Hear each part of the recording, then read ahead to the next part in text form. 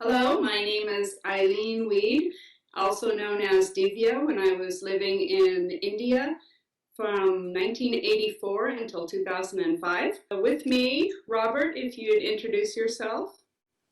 Yes, I'm Robert Priddy, and I'm known best these days for my websites, which are critical of Sathya Sai Baba.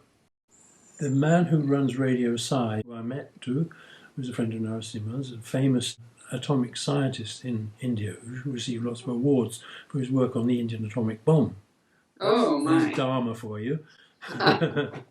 Well, he took up the cudgel against us, who, it wasn't only me then, there were several people, writing some articles saying that it was all calumny and all the rest of it. And he also at the same time dropped a number of things which he shouldn't have done, was like telling how they'd manipulated the United Nations to take away a thing on a website, and they'd gone through their ambassador, they'd even gone through the Prime Minister.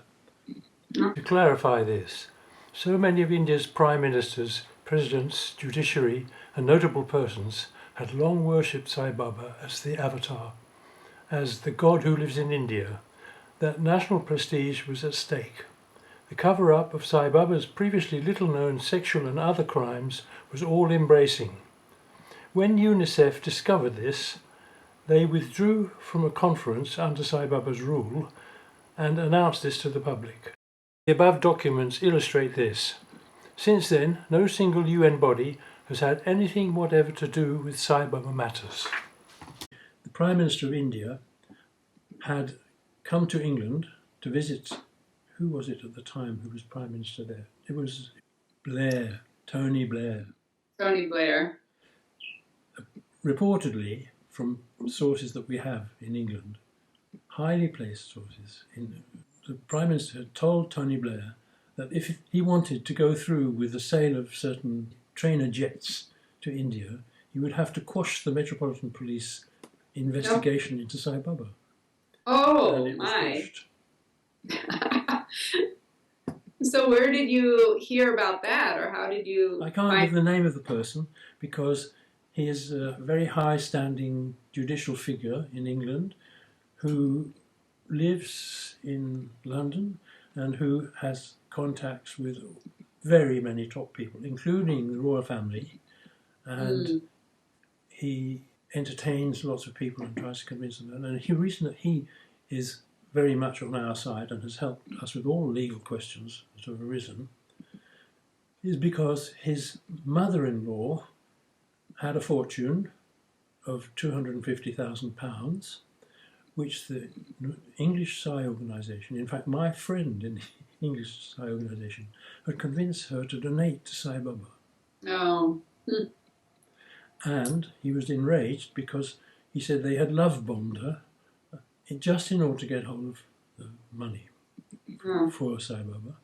And then, of course, David Bailey, who blew the whistle in the first place in the year 1999, was also well known to the royal family, and he used to play for them. He was a concert pianist.